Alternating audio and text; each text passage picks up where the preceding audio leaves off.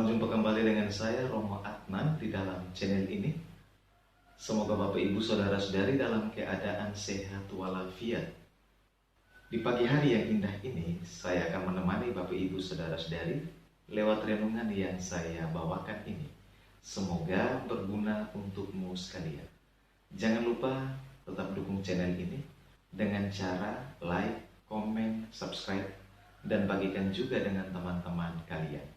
Selamat menonton, selamat berefleksi. Tuhan sertamu dan sertamu juga. Inilah Injil Yesus Kristus menurut Matius. Dimuliakanlah Tuhan. Injil Matius bab 5 ayat 43 sampai 48. Dalam khotbah di bukit, Yesus berkata, "Kalian telah mendengar bahwa disabdakan, kasihilah sesamamu manusia dan bencilah musuhmu.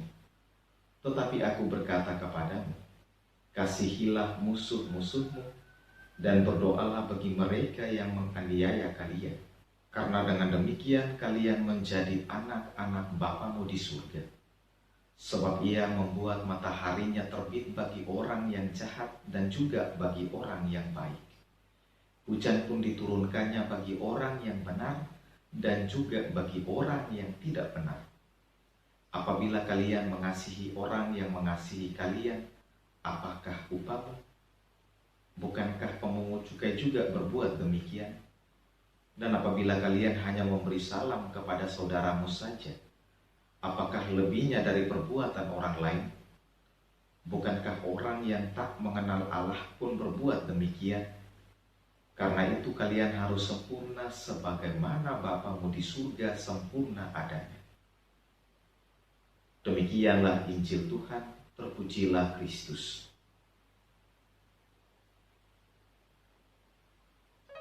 Bapak Ibu Saudara-saudari yang terkasih di dalam Kristus. Dalam hidup ini, terkadang saya dan kalian semua akan dengan gampang, enteng, kita bicara tentang mengampuni atau pengampunan. Tetapi sulit sekali untuk kita praktekkan. Tentu tidak semua orang dapat segera mengampuni kesalahan orang lain. Semua itu karena ketiadaan niat. Kebanyakan orang kehilangan niat untuk mengampuni karena suka menimbun kesalahan orang, baik di akal sebagai memori kelam, maupun di hati sebagai rasa sakit. Semakin tinggi orang menimbun kesalahan orang lain, semakin sulit pula orang mengampuni. Terkadang dalam hidup ini, kita banyak kali menimbun atau menyimpan kesalahan orang lain dan tidak ada niat untuk mengampuni. Tentu tidak gampang bagi kita untuk bisa mengasihi musuh atau orang yang pernah menganiaya atau menyakiti kita. Kita bahkan bertindak semena-mena terhadap orang lain. Yang kuat menekani yang lemah, yang kaya menindas yang miskin. Dalam Injil hari ini, Tuhan Yesus mengobrak-abrik pemahaman dan kebiasaan kita habis-habisan. Yesus memberitahu kita bahwa bagaimana kita harus hidup bersama orang lain. Yesus meminta kita, kasihilah musuhmu dan berdoalah bagi mereka yang menganiaya kamu. Sanggupkah kita mendoakan orang yang membenci kita atau memusuhi kita? Tentu tidak semua kita sanggup untuk melakukan hal ini. Memang rasanya berat sekali mengasihi dan apalagi mendoakan musuh. Jika menurut kita berat dan sulit, lalu kenapa Yesus meminta kita untuk mengasihi dan mendoakan musuh? Karena Yesus tahu pasti dan percaya bahwa kita sebagai manusia sanggup mengasihi sesama kita dan bahkan mengasihi dan mendoakan musuh kita. Karena kita diciptakan sesuai dengan gambar atau rupa Allah. Karena kita adalah anak-anak Allah. Yesus juga mau menegaskan bahwa Allah mencintai kita tanpa mempertimbangkan apakah kita baik atau kita jahat. Allah mencintai kita secara sempurna dan tanpa memilah-milah. Kasih Allah kepada kita sejak semula kita diciptakan, dan kasih-Nya tak pernah berubah meskipun kita menolak untuk mengasihinya. Allah mengasihi kita tidak bergantung pada perilaku kita. Allah tahu kita berdosa, tetapi dosa kita tak pernah mengurangi kasih-Nya pada kita. Entah kita baik atau kita jahat, entah kita benar atau tidak benar, Allah tetap mengasihi kita.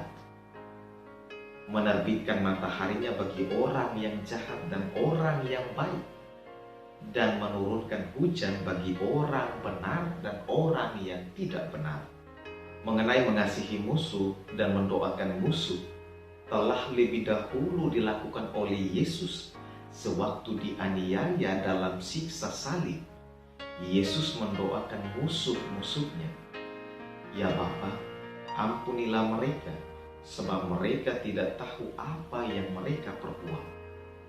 Dengan demikian, Yesus menuntut kita untuk meneladaninya, menjadi sempurna dalam kasih sama seperti kasih Bapa sempurna. Bapak, Ibu, Saudara-saudari yang terkasih di dalam Kristus, di atas salib, Yesus bukan saja menyerukan kemerdekaan bagi kita, tetapi juga telah memerdekakan kita. Tapi bukan berarti kita ini orang merdeka, orang bebas. Jadi kita bebas menggunakan kemerdekaan itu sebagai kesempatan untuk tidak mengasihi. Kita orang merdeka atau orang bebas, tetapi bukan berarti kita bebas membenci orang lain. Orang merdeka itu orang yang berusaha mengasihi dan mendoakan orang lain, dan bukan membinasakannya. Orang merdeka itu orang yang melayani orang lain karena kasih. Orang merdeka itu tahu persis akan hal ini. Kasihilah sesamamu manusia seperti dirimu sendiri.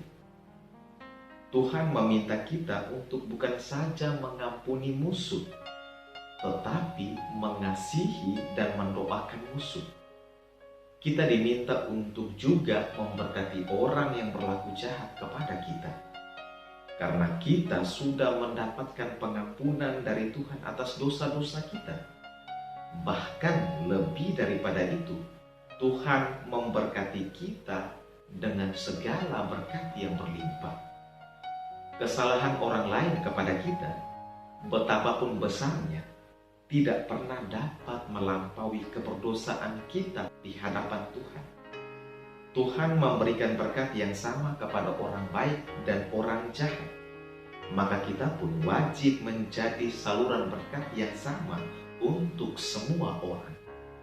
Semakin kita mengasihi dan mendoakan musuh, maka akan memberikan rasa damai bagi kita. Mendoakan musuh artinya menaruh percaya kepada Allah bahwa Allah sendirilah yang akan mengubah dan menyembuhkannya. Bapak, Ibu, Saudara-saudari yang terkasih di dalam Kristus, kita semua pernah dibenci atau dimusuhi oleh orang, baik itu keluarga kita sendiri, tetangga, maupun kenalan-kenalan kita. Terkadang kita juga tidak tahu kenapa kita dimusuhi atau disakiti. Mengasihi musuh bukan berarti berpangku tangan dan membiarkan para pelaku kejahatan untuk terus-menerus melakukan perbuatan jahat mereka. Tuhan Yesus ingin kita memperbesar peluang untuk mengasihi siapapun dan memperkecil, bahkan meniadakan kebencian. Yesus mengatakan bahwa mencintai orang yang kita cintai atau orang yang mencintai kita itu hal biasa, dan ini juga bisa dilakukan oleh pemungut cukai. Menyalami saudara atau menyalami orang lain yang baik dengan kita itu juga hal biasa.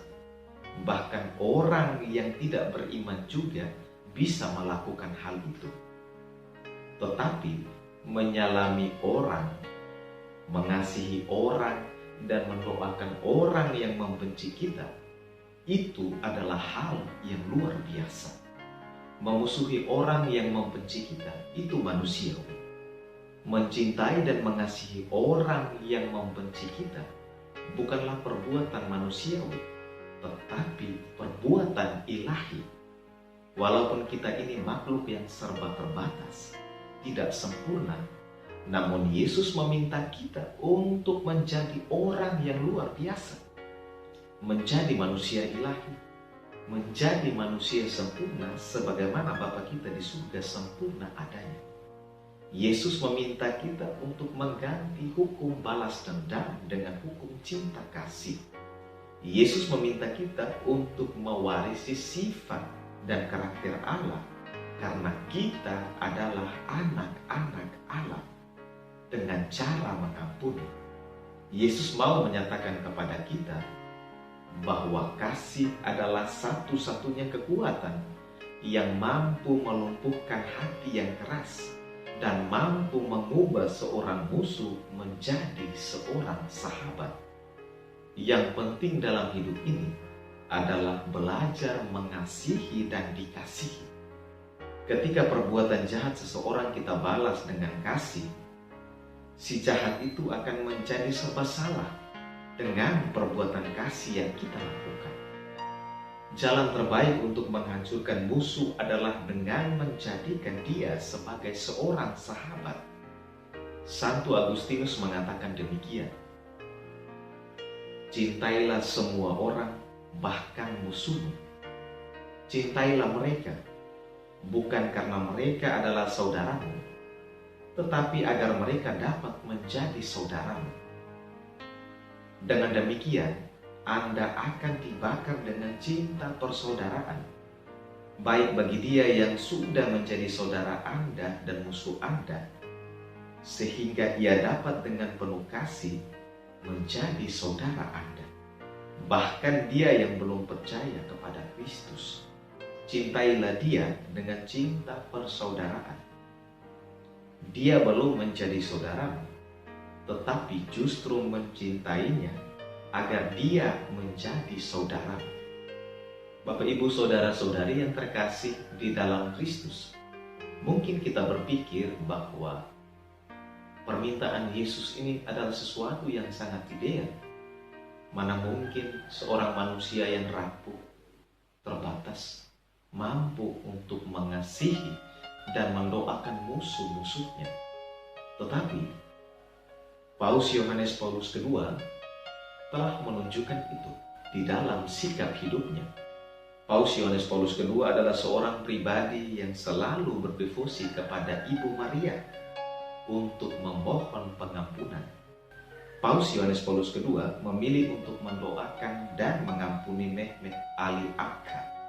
Terdorong oleh pesan Bunda Maria, maka pada tanggal 27 Desember 1983, Paus Yohanes Paulus II memutuskan untuk mengunjungi Mehmet Ali Akka di dalam penjara tempat ia menjalani hukuman untuk seumur hidup.